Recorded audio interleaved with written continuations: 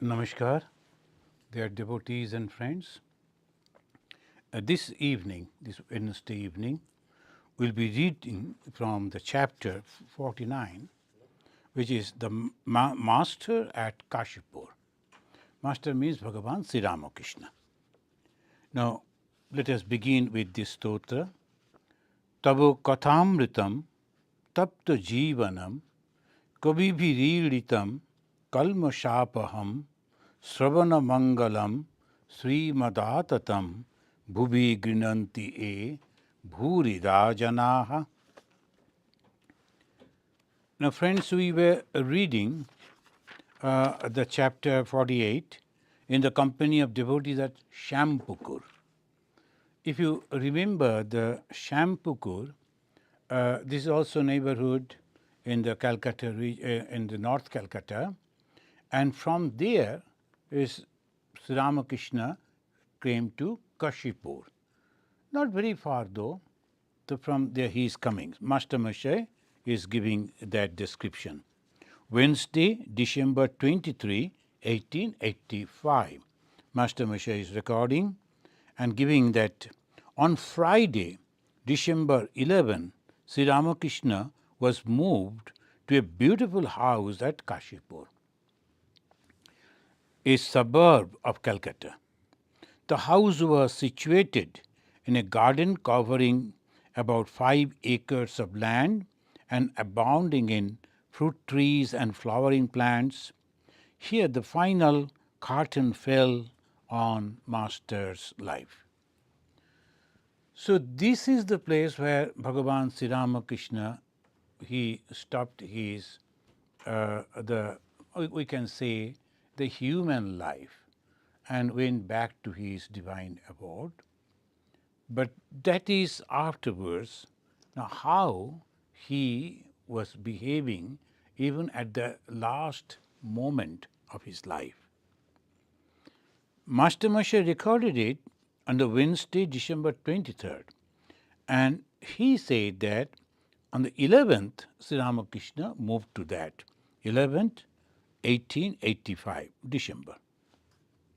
At Kashipur, he set himself with redoubled energy to the completion of the work of spiritual ministration he had begun long before at Dakshineshwar. Realizing that the end of his physical life was approaching, he gave away his spiritual treasures without stain to one and all. He was like the one whose fruit seller, one of those fruit sellers who bring their fruit to the marketplace, bargain at first about the prices, but then towards sunset, when the market is about to close, give away the fruit indiscriminately. Here his disciples saw the greatest manifestation of his spiritual powers. Here they saw the fulfillment of his prophecies about his own end. I shall make the whole thing public before I go. In Bengali, he said, Hate hari bhenge doa. He made the whole thing the public. When the people in large number come to know and whisper about the greatness of this body, then the mother will take it back. The devotees will be shifted into inner and outer circles toward the end, and so on. The Bhagavan Sri Ramakrishna, the Master Moshe, has quoted that these are the words he said about him and when he will close his spiritual life. The devotees will be shifted into inner and outer circles toward the end. There's a unique way Bhagavan mentioned that inner and outer circle. Inner means the monastic lives, monastic disciples. They will be very close to Bhagavan Sri Ramakrishna and they will carry on his message. They will also give up the hearth and home. Their life will be 100% dedicated. So this is. Another group will be there that is called as the outer circle. Then they will live as the householders, but they will show to the world that how a householder's life should be.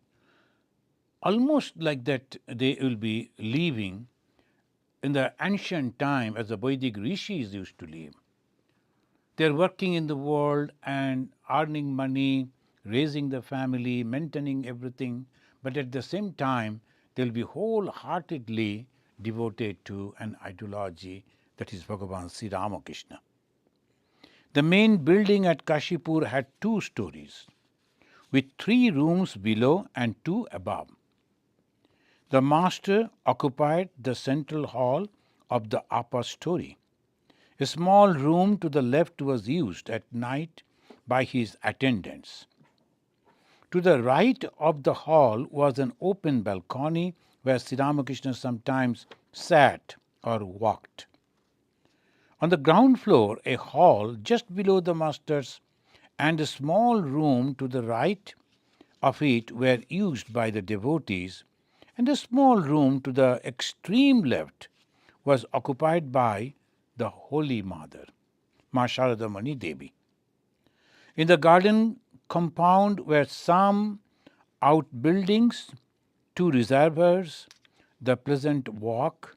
Sri Ramakrishna breathed more freely in the open air of the new place. He was very happy. He was born in a village, and naturally everywhere the green and the village atmosphere. But afterwards he came to Dakshineshwar. Obviously all the concrete buildings everywhere, very difficult to find even the earth, all were covered. And then afterwards for his treatment he went to Calcutta. In North Calcutta the houses are so close to each other, and obviously he was not liking it. Even the neighbors, when they are talking, you can hear, and all the time roads are busy, the sound of the vehicles and the people talking every time. So naturally the hustle and bustle of the city life, Bhagavan Sri Ramakrishna didn't like much in the Shampukur. But when he came to Kashipur, he was very happy because Ganga was very close. Though one cannot see from the rooftop the Ganga as he could see it at Dakshineshwar, but it was close. And obviously all around, even if you go today, that particular building and that area, the Master Mashas are describing. Now the devotees of the Ramakrishna, they purchased it and handed over to the Ramakrishna mission, and at the Swamis now, they maintain it.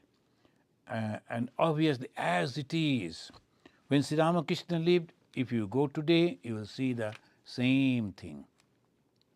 So this Sri Ramakrishna was very happy.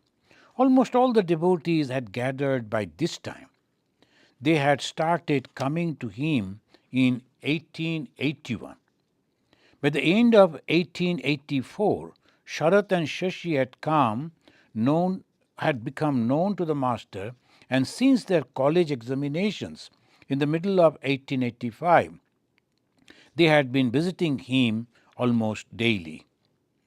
Girish Ghosh had first met the master in September 1884 at the Star Theatre. Since the beginning of the following December, he had been a constant visitor. And it was during the latter part of December 1884 that Sharada Prasanna first visited the master at the Dakshineshwar temple. Shubodh and Shkirod first visited him in August 1885.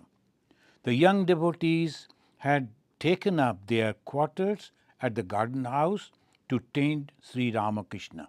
Although many of them visited their own homes every now and then, the householders came to see the master almost every day, and some of them occasionally spent the night.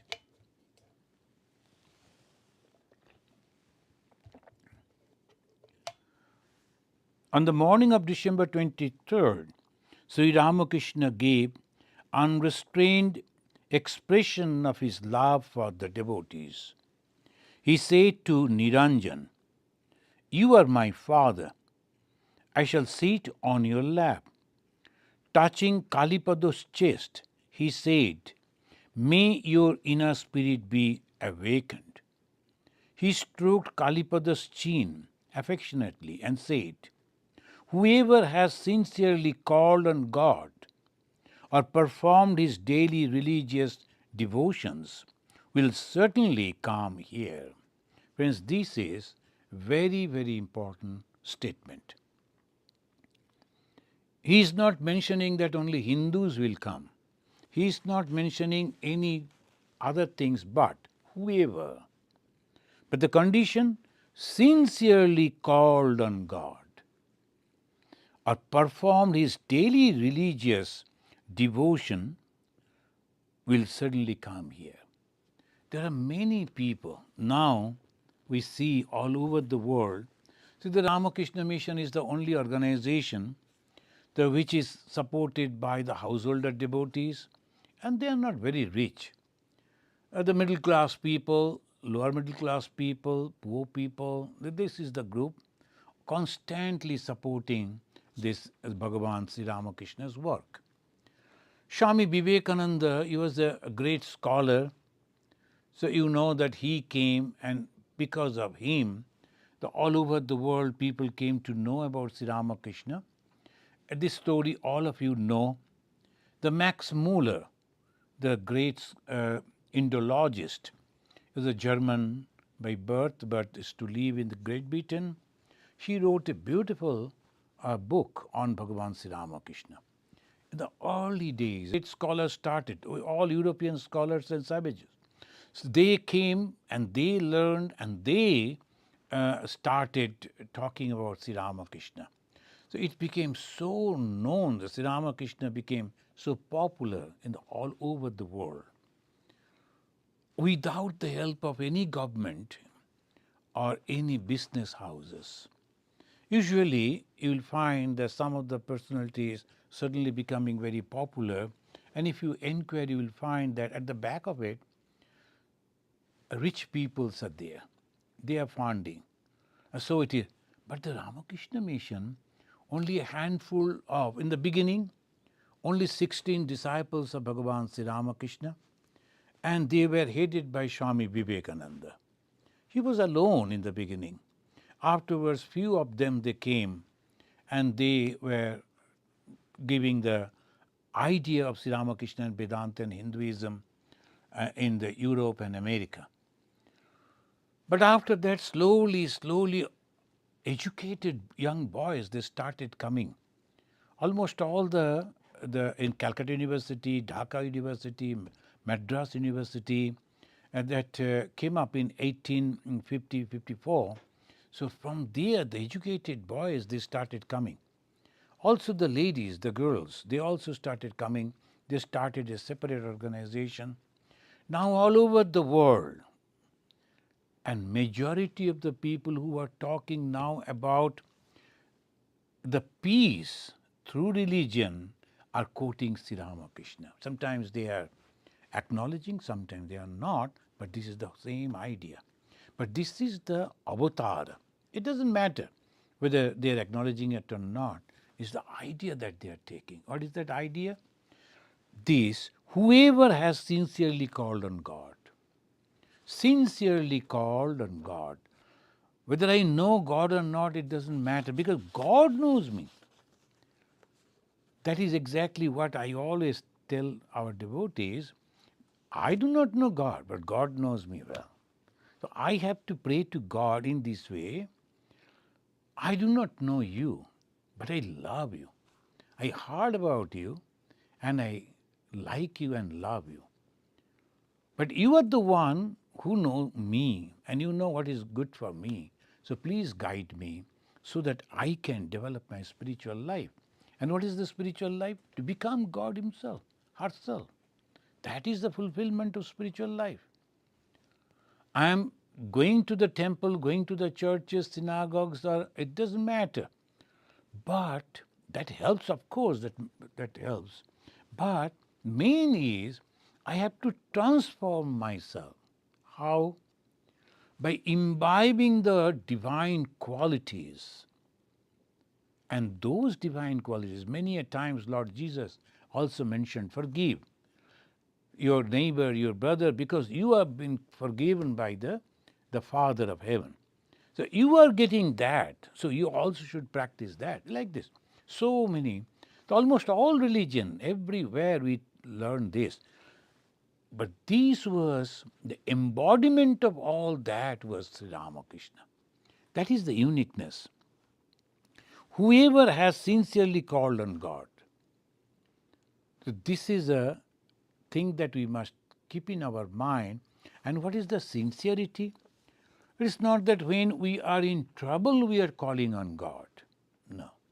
Sincerity means feeling love for this particular ideology, love for God. I am feeling that I am missing someone and I really, really want to meet. I like to know. That is called sincerity. Otherwise, just for some people will appreciate, so I say like that. Then this I did, this I that. Many people, they go on advertising about the spiritual life, but that is not the sincerity. Sincerity is very inside. I am very deeply love God, though I don't know, only from the scripture, only from the Guru, I have come to know about him, and then I know that is the ultimate truth, and I must go to God. The Vedanta means depending on yourself, and what is yourself? Is the ultimate self of the Supreme Self, which is known as God. There is no difference, God and the self, the same thing in two different words. Bhagavan Sri Ramakrishna is mentioning, and at the same time he is telling, who performed daily religious devotions. Daily religious devotions means there are some systems that slowly you imbibe. How? That I get up in the morning, it is better because that is the time when the sun is rising up and the darkness is going away. In the nature it is quietness. What we need to quieten our mind, because the mind is constantly, the waves of different thoughts are coming. But nature, if we go along with the nature, when it is meeting the two, there is a day and the night. Day is coming, night is going away. That is called Sandha. And that is the time, by nature it is all quiet. Nature itself quiet. So it helps. Because we are in the nature. Obviously our mind also become calm and quiet. And that is the time when I sit and try to meditate daily, pray, and try to see the God within me, they also will come to Sri Ramakrishna. Why to him? Because he is the truth. He says that there is God which is nothing but love. The God is unselfishness. And that he manifested in him. It is not that segregated and one that he is mentioning, only come to me. Nothing like that. It's a philosophy. What is the philosophy? God. And God is nothing but love and unselfishness. And that you will understand. Whoever, wherever, in whatever method you are doing, you will come to ultimate God which is love and which is unselfishness. So Bhagavan Sri Ramakrishna, he is saying like this. In the morning, two ladies received his spiritual blessing. In a state of samadhi, he touched their hearts with his feet. They shed tears of joy. One of them said to him, weeping, "You are so kind." His love this day really broke all bounds. He wanted to bless Gopal of Siti and said to a devotee, "Bring Gopal here." Said to a devotee means this is the Master Mahashaya.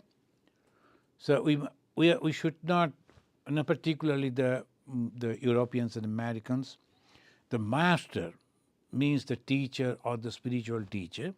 But in Bengali, when we call master Mahashaya, is a teacher, a school.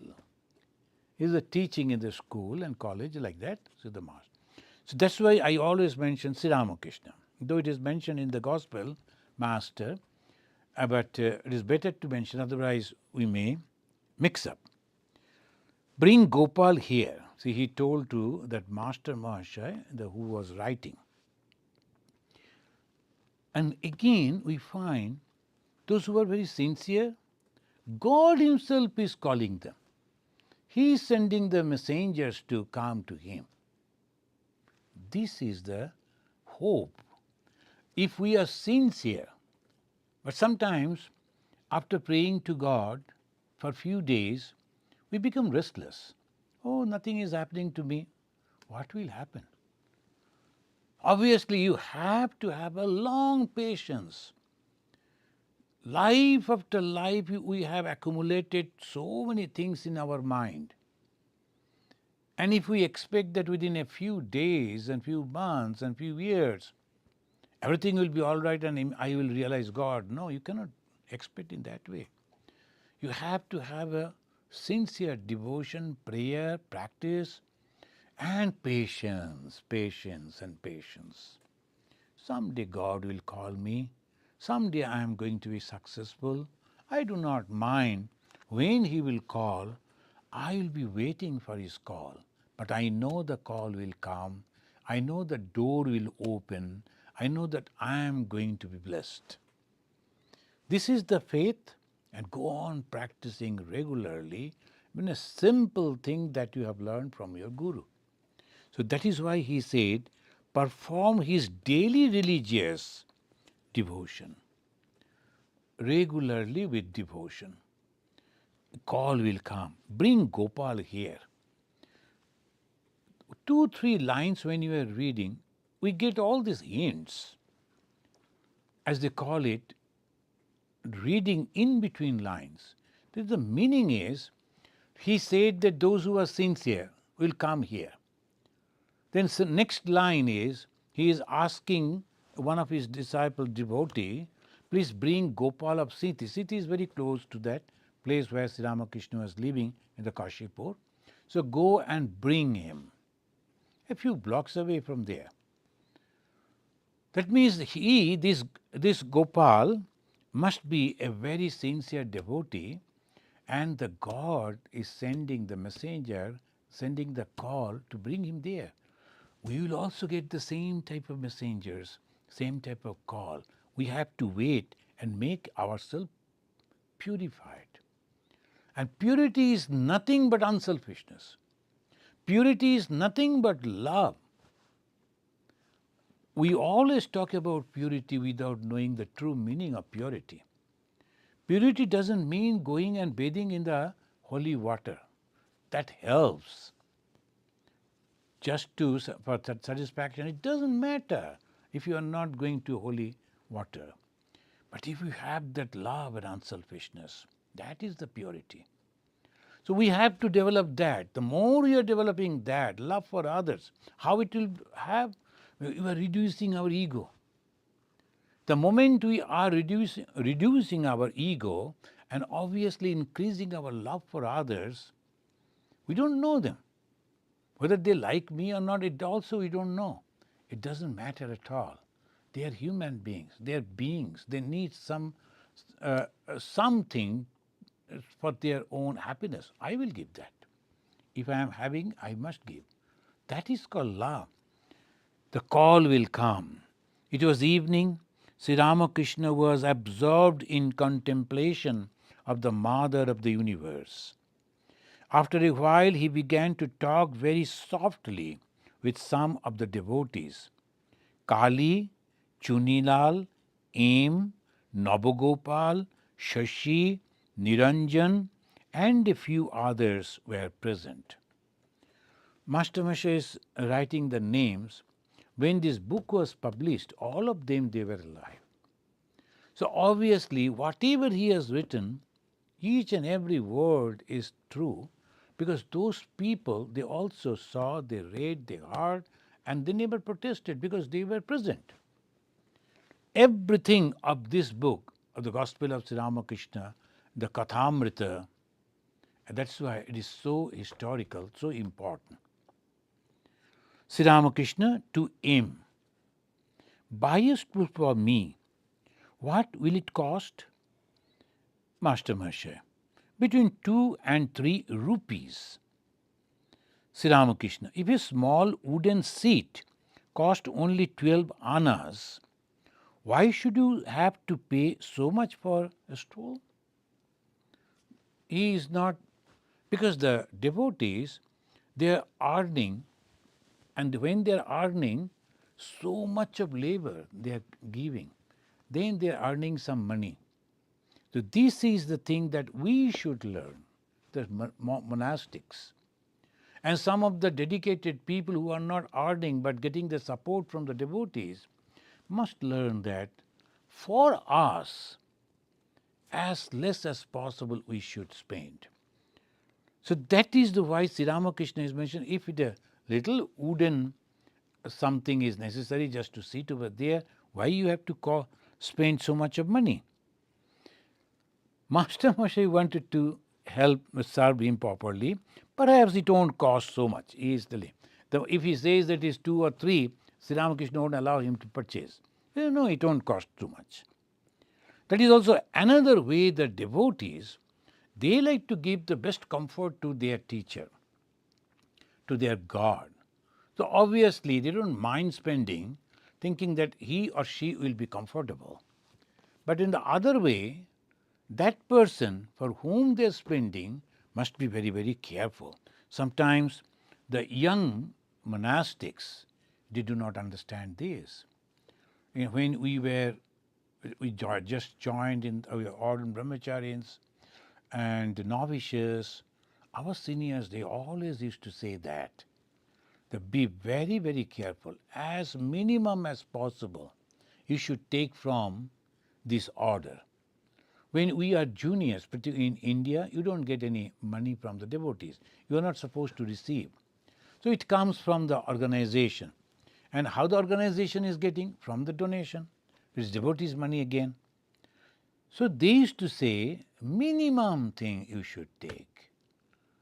So as minimum as possible. Because the more you are taking from them, the more you have to share your spirituality with them. This is all giving and taking. If you think that I am only going on taking and it's good, no. Whatever the spiritual practices that you are doing, you have to share with them, and it goes on reducing. We don't see that, so we don't think that is happening, but it is. That is why one should be very, very careful.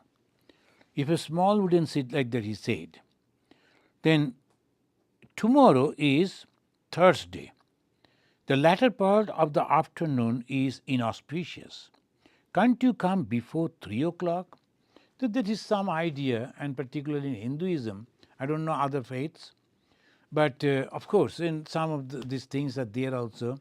In the Britishers, they believe then when there is a ladder, one should not go below the ladder. They should go outside. That if you go, something unauspicious may happen. These things are there. But Sri Ramakrishna is mentioning, because he supported all this, at least some people, whatever they are thinking, that gives them some restraint. So Thursday is a day when the second part of the day is unauspicious. So in the beginning itself, in the morning, at least before noon, you should do that. Master Moshe, yes sir, I shall. Again Sri Ramakrishna, well, can you tell how long it will take me to recover from the illness? Again, a person who is God himself, a person who goes into samadhi, a person who is blessing the others, again behave like a just ordinary person. Why? It's a test. After seeing this, hearing this, and looking at it, so many people they left. Many they used to come to Sri Ramakrishna hearing about, oh, he has a spiritual power. So they will be in big number, they will come only to get some of the benefit out of his spirituality. But they are not the lover of God. They don't have that purity of mind. They are selfish people. They want to satisfy their own interest. But when they see that that particular person is talking like this, behaving like the ordinary people, oh, this is not a spiritual person, we are not going to get any benefit out of this person, so let us move, let us go away. So Sri Ramakrishna used to behave like that. So in two ways he used to test. One, those who are true devotee won't leave him. They will continue, like the Master Mahashaya. And Master Mahashaya was his disciple. And Master Mahashaya now treating him as his own young son or the child. So like this he is mentioning. Well, can you tell how long it will take me to recover from the illness? As if when he says, then he will be. Then Master Mahashaya, it has been aggravated a little and will take some days. Sri Ramakrishna, how long? Then Master Mahashaya, perhaps 5 or 6 months. All he is assuming because he doesn't know. Hearing this, Sri Ramakrishna became impatient, like a child, and said, so long, what do you mean? Master Mahashaya, I mean, sir, for complete recovery. 5 or 6 months for complete recovery. Then Sri Ramakrishna again, like a very simple boy, he immediately, oh, that, I am relieved. Can you explain one thing? How is it that, in spite of all these visions, all this ecstasy and samadhi, I am so ill? He is asking because God Himself. Because these are the doubts come in the mind of ordinary people. It has nothing to do with the physical body, it is the mind and it is the thought. We must have to understand these again and again. The body has nothing to do. Ordinary people, they think, oh, these so and so, he's not going to die. He's a great personality. It may be. But it has nothing to do. Even the tortoise, they live so many 100 years. What is there? The big tortoises, they will be living for hundreds of years. And some of the trees, they will be also living. And they looks at the hills, for so many hundreds of years they are there. It is not the date or the time or the years. It is the consciousness that has manifested. And that is the consciousness that manifests within the mind, the understanding in the mind. So our thoughts should be very, very clear. That Sri Ramakrishna is asking this Master Mahashaya. Why? Master Mahashaya is very close. And Sri Ramakrishna noticed that Master Mahashaya is recording everything. So naturally he wanted him to be clear. There should not be any doubt in his mind. So he is asking this question. Then he is asking, how is it that in spite of all these visions, all this ecstasy and samadhi, I am so ill? Master Mahashaya, your suffering is no doubt great, but it has a deep meaning. Sri Ramakrishna asking, what is it? Master Mahashaya, a change is coming over your mind. It is being directed toward the formless aspect of God. Even your ego of knowledge is vanishing. Sri Ramakrishna, that is true. My teaching of others is coming to an end. I cannot give any more instruction. I see that everything is Rama himself. And sometimes I say to myself, whom shall I teach? You see, because I am living in a rented house, many kinds of devotees are coming here.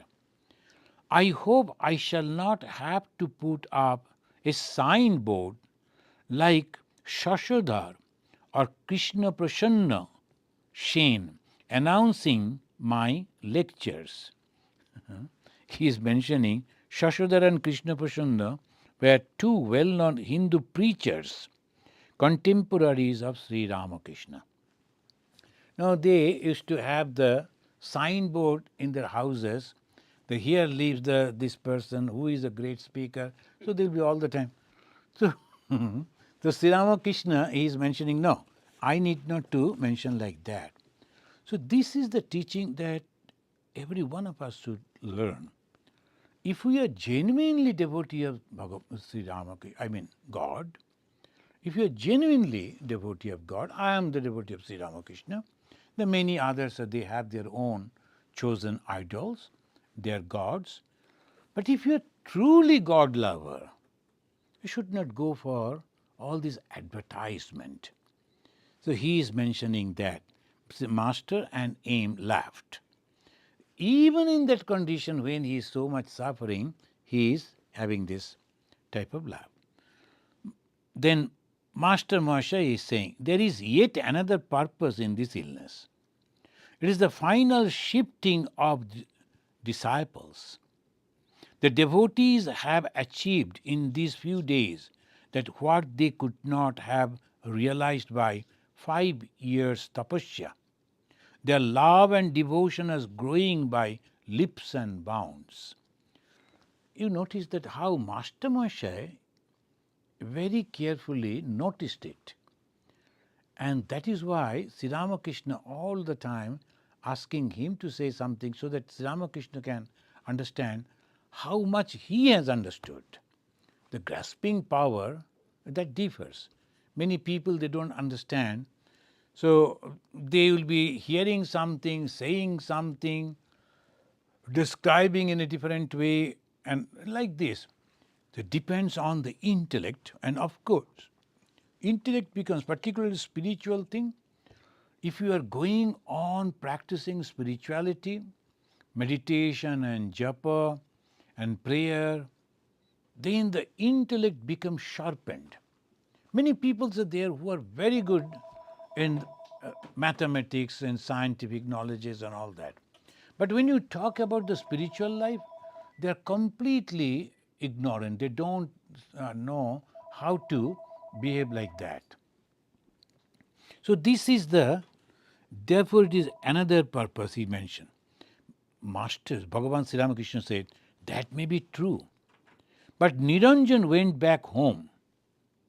Please tell me how you feel. Niranjan afterwards became the sannyasi. So this formally, I loved you, no doubt. He is asking Niranjan.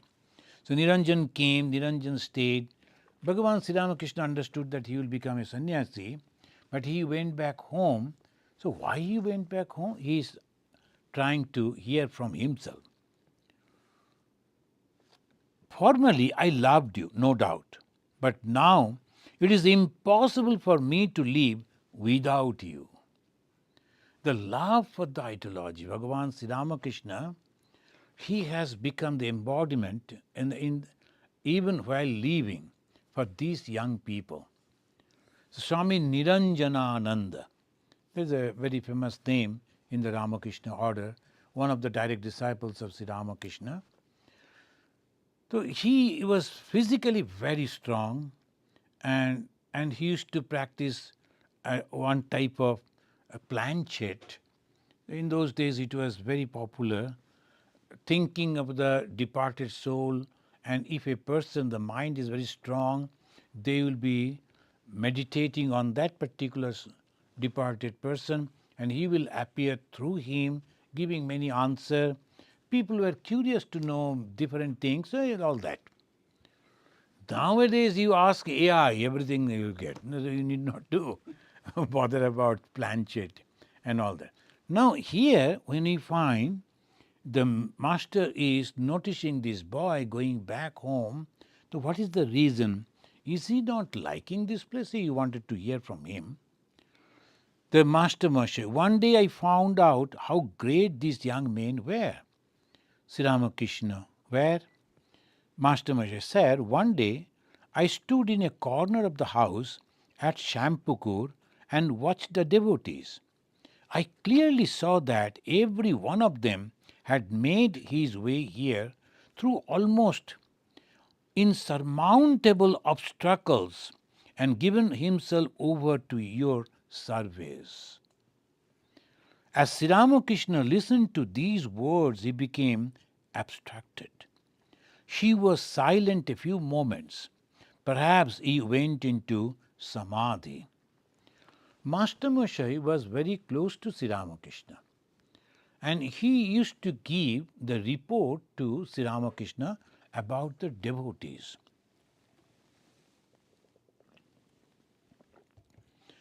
It was not the complaint, but it was the progress of the devotees.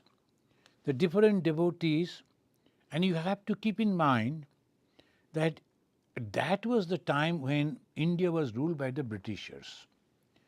So obviously freedom was not there. And majority of the people were below poverty level. In that situation, these people overcoming all those problems, social problems, economical problems, they were coming together. And we have to keep in mind that today's India, and it is beginning of the 19th century India was completely different. The casteism was very, very strong. And people, all different type of religious groups were there, superstitions and everywhere prevailing, as always happened to the poor societies, uneducated societies. So that was very much prevalent. But a group of people were there who were educated, broad-minded, enlightened people. They were trying to come to Bhagavan Sri Ramakrishna. Think about the ladies who are coming to Sri Ramakrishna. Friends, if you don't know the social, historical, economical background, it's very difficult to understand the contribution of Bhagavan Sri Ramakrishna. The ladies are coming, taking the blessings of Sri Ramakrishna is almost like a revolution. Because in those days, the rich families, the ladies, they will never come. And in the educated families, ladies, it was impossible for them to come. But they used to come to Sri Ramakrishna. They came and Sri Ramakrishna gave them the blessings. They are practicing spirituality. And Sri Ramakrishna visiting their houses, Sri Ramakrishna talking to them. It is not only the Brahmin. The very famous disciple of Sri Ramakrishna was not Brahmin. Swami Vivekananda was not Brahmin. So all these things, if we see, a complete transformation is coming in the society and in the spiritual life also. So when he is inquiring about the devotees, and the Master Mahashaya who is reporting, and the Master Mahashaya is giving the true picture of the devotees to Sri Rama. Though Sri Ramakrishna knew every one of them, but at the same time, he was also inquiring from Master Mahashaya to see how Master Mahashaya is depicting. Usually what happened? Whom we don't love, we always give report about him in a negative way. Naturally, because I don't love, so whatever I see some defect in him or her. So my reporting will also be like that. It is not the spiritual, the sign. So whether Master Mahashaya was also developing, Sri Ramakrishna used to understand through this. So Sri Ramakrishna, he is mentioning, Sri Ramakrishna listened to these words and he became abstracted. He was silent a few moments. Presently he went into samadhi. These people are coming to you and they are scaling so many obstacles, and still they are, out of their love, a group of people who can't give money, they're coming and giving their services. A group of people who can't spend their time, so they are supporting you through money, but they're coming to you. What Sri Ramakrishna did, he became quiet. He went into samadhi almost. Regaining consciousness of the outer world, Bhagavan Sri Ramakrishna said to Master Mahashaya, I saw everything passing from form to formlessness. I want to tell you all the things I saw, but I cannot. Well, this tendency of mine toward the formless is only a sign of my nearing dissolution. Isn't that so? The Master Mahashaya wonderingly, it may be. Sri Ramakrishna, even now I am seeing the formless, indivisible Satchidananda just like that. But I have suppressed my feeling with great difficulty. What you said about the shifting of the disciples was right. This illness is showing who belong to the inner circle and who to the outer. Those who are living here, renouncing the world, belonging to the inner circle. Those who are living here, renouncing the world, belong to the inner circle, and those who pay occasional visit and ask, "How are you, sir?" belong to the outer circle. Don't you notice Bhavanath? The other day he came to Shampukur dressed as a bridegroom and asked me, "How are you?" I haven't seen him since. I show him love for Narendra's sake, but he is not in my thought anymore. My God. So look at it. The Bhavanath, Bhagavan Sri Ramakrishna is to love him so much. Even when the God is loving, God wants that he should come. Because of the karma phala, they go away from God. He came dressed like a bridegroom. That means very well dressed he came and he asked Sri Ramakrishna, "How are you?" That much. But he was not having true love for Sri Ramakrishna. Though Swami Vivekananda's friend, Narendranath's friend, and Narendranath used to say, "Bless my friend, bless my friend." So like that. So Sri Ramakrishna tried to love him.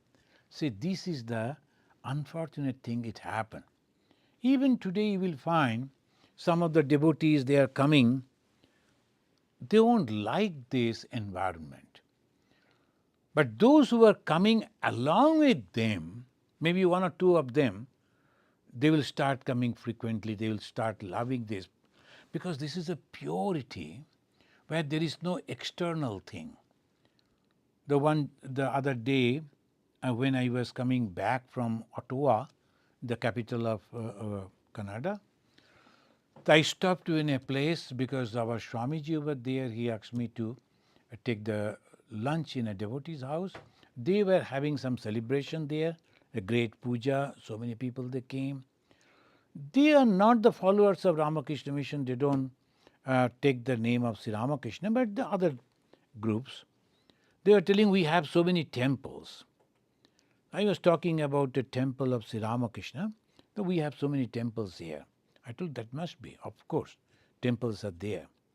But Sri Ramakrishna's temple are little different. You know what? Other temples we go to see God, and in Sri Ramakrishna's temple, in the Ramakrishna Mission ashramas and the Vedanta societies, they make you God. Another temple you go to see God. But in Sri Ramakrishna's, you become God, because that is the philosophy. They always say that you are nothing but God. The Sri Ramakrishna with form, and Sri Ramakrishna himself is mentioning, now the tendency I am going to the formless. There won't be that body, but his teachings will be there. And ultimately it is the formless. Anything that has a form, that has a name, that is limitation. And anything that is limited, temporary. But God cannot be temporary. God cannot die. So obviously, the Sri Ramakrishna, the Supreme Being, the God, he is mentioning, now it is time that I should go into formless. What you said about the shifting of the disciples was right. This illness showing who belong to the inner circle and who to the outer circle. Did you notice Bhavanath? And he mentioned to Master Mahashaya, when God assumes a human body for the sake of his devotees, many of his devotees accompanying him to this earth. Some of them belong to the inner circle, some to the outer circle, and some become the suppliers of his physical needs. That in the Bhagavata, other day when I was reading, I found then when the Brahma, the firstborn and the creator, he was reporting to the Supreme Being, Lord Vishnu, that these are the things happening in the world nowadays, in the creation, and it is difficult to control them. I have created the being with the mixture of Sattva, Raja and Tamagunas that, O Lord, you have given to me. But the Tamagunis, they are so cruel, are so terrible, I am afraid of them. I don't know how to control them. Then the Lord smiled and said, oh, don't worry. These I have created. I will go and then I will handle them. That is the Leela. There is a divine play. Where from the creation has come? All religion, they say, it is out of God. God has created it. Out of what? Because God is the only being. There is nothing before and after him. He is the only being. So he is the material cause and he is the efficient cause. Both is he. Then why all these things? Because he liked it. He wanted to play like that. So he created some of the villains and he now wanted to come and then handle them and all this. When this news spreaded among the gods and goddesses, the very holy soul, but not realized completely, so they remain as the gods and goddesses. They are very powerful, of course, but still not completely liberated. So they, when they heard about it, they thought that why not we go down and take the human form or animal form or bird form so that we will be close to God, the supreme God, supreme being. No one can go close to God. Now here is an opportunity. So the supreme being took the form of Sri Krishna, and then all these people came and they became the cowherd boys and girls.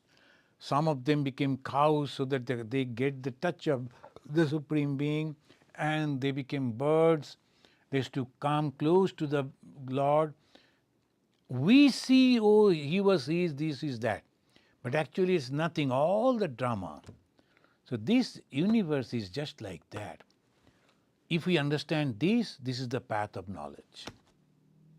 The day I understand everything that I see, my father, my mother, my husband, my wife, my children, my friends, my enemies, they are the same being, just playing the roles. It has been given to them, so they are enacting in that way. Otherwise, we are all the same and coming from the same source. That is the path of knowledge. So it becomes one, absolutely one, and no variations and no differences. So that exactly what, the moment you think that they are there, it is duality. If you think it is not, it is absolute monism. So this is what the Vedanta says, depends on your thought, your understanding and your acceptance. The Sri Ramakrishna, he is mentioning, when God assumes a human body for the sake of his devotees, many of his devotees accompanying him on this to this earth. I experienced one of my first ecstasies when I saw 10 or 12 years old, as I was going through a meadow to the shrine of Vishalakshi. What a vision! I became completely unconscious to the outer world. That was the first vision that he said, that actually before that maybe, that I right this moment I cannot remember, when he was walking through the little path, that is in the villages, if you go, because there's the paddy field, there will be little water, there will be green paddy, all paddies of both, and it's a vast land, and going and touching in that the sky as if. And that over there he saw in the far end the black clouds. At the green field, at the far end is the black clouds, and the white crane are moving. So to the contrast, the blue sky, green field, black cloud, and white crane, the beauty of that made him so-called unconscious. But that was the first time he went into ecstasy at the age of 6 or 7. Then people saw him, brought him back. And another that he is mentioning, that he was accompanying the ladies of the village. You know, children, they always go with the ladies. So they were going. That time the ladies, they were going on talking about other things while going to a holy place. So he didn't like it. So he was, at that age, he was thinking of God, and he became conscious, unconscious outwardly, but that was his first vision. He mentioned, I experienced the first ecstasy when I was 10 or 12 years old. I was 22 or 23 when the Divine Mother one day asked me in the Kali temple, do you want to be Akshara? I didn't know what that word mean. I asked Haladhari about it, and he said, Shara means Jiva, living being. Akshara means Paramatma, the Supreme Soul. Friends, from here again we will study in our next class. So, Bhagavan Sri Ramakrishna, he is hearing that the Supreme Being in the form of the Mother asking him, do you want to be Akshara? Shara and Akshara. Shara means the limited, Shara means that has the limit and it breaks. Akshara, it never. That means the Paramatman. And this is the conception of the Hinduism. This Paramatma, which is all pervading, which is eternal, which is never changing, become this Shara, and again as if it is limited, it has form, it has name, it has happiness, it has suffering, it has jealousy, it has all these things that we see. Where from all these varieties are coming? Because the Divine Being willed to be like this. So if we take this particular manifestation as very seriously and like to protect that life after life, then we are going on in the circle of birth and death. It is your choice. You can come again and again. But if you listen to the same God who has created this, who is coming as in the human form as an avatara, sometimes as Rama, sometimes as Krishna, and in the modern world as Sri Ramakrishna, they are mentioning, come out of it. Now you are a human being. I have given you your head, which you can use that brain to think. Why all the time in this temporary world and suffering? Physical suffering, mental suffering, suffering all the time. You know, when I receive the phone calls, I really feel so bad. Apparently very happy family, apparently wealthy families, and they are aristocratic families. But when they talk to the Swamis and they disclose their heart, so much of suffering. Everywhere the suffering. Very good looking people, wealthy people, well established people. But when they talk to you, suffering. So much. So what is the use of this life? We have to go back to the source, which is nothing but the happiness. And how? Faith and prayer. What is the faith? Bhagavan Sri Ramakrishna, the embodiment of that happiness, who is the Paramatma. And he is here in the human form as just like any one of us. Have the faith in his words, pray to him, meditate on him, and one day we will break all these limitations and merge in that infinite, which is bliss eternal. Thank you, friends. So we have a couple of questions. First question from SM. He's asking, we pray to Thakur, offer bhog for bhakti and help in worldly troubles. Sri Ramakrishna could not eat the bhog or want anyone to touch him who had desires in their mind. Then what are we supposed to do when we seek both? See, as a devotee, where you will go? As a child, where we will go? When I want something, I should go to my father only, to my mother only. I want this, I want that, please give me. So, from that way, if you are praying to God, God, you have given me this family, you have given me this trouble, now you have to solve it. I do not know. So, you can always do that. You can always do that. Don't worry. The Sri Ramakrishna, in the supreme way, he showed that he cannot touch it, because that is in reality it happens. But when it is again in the manifested way, you can do it. You can always get it. You can pray to God, you are my father, you are my mother, and it is your responsibility to see that I am happy, and for my happiness, these are the things I need. Please give me. You can do that. Samir Kumar Dey is asking whether chanting of slokas from the Gita is essential besides praying before Almighty daily. See, chanting of the Gita is not essential. The essential thing is, if you chant with the understanding the meaning of the Bhagavad Gita, obviously you will be benefited, because your thought, your mind will be purified.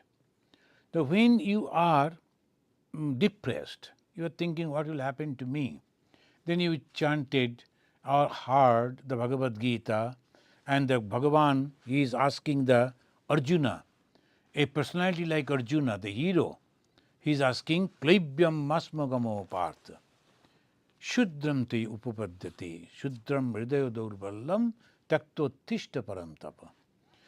Klibata, that means unmanliness, you must give up. I can do it. There's some problem has come, I can handle it. That courage, that confidence should be there. Urdharet atmana atmanam, na atma sadayet. That you must help yourself with your own mind. So these are the encouragements that we get. Then obviously that reading is good. But the prayer and taking the name of God, it should be daily. Thank you. Okay, friends, let us chant this mantra and we conclude. Niranjanam nityam anantarupam bhaktanukampa dhrita vigraham vai ईशावतारं परमेशमिड्यं तं रामकृष्णं शिरसा नमामः। ॐ शान्ति शान्ति शान्तिः। हरिः ॐ तत्सत्। श्रीरामकृष्ण अर्पणमस्तु।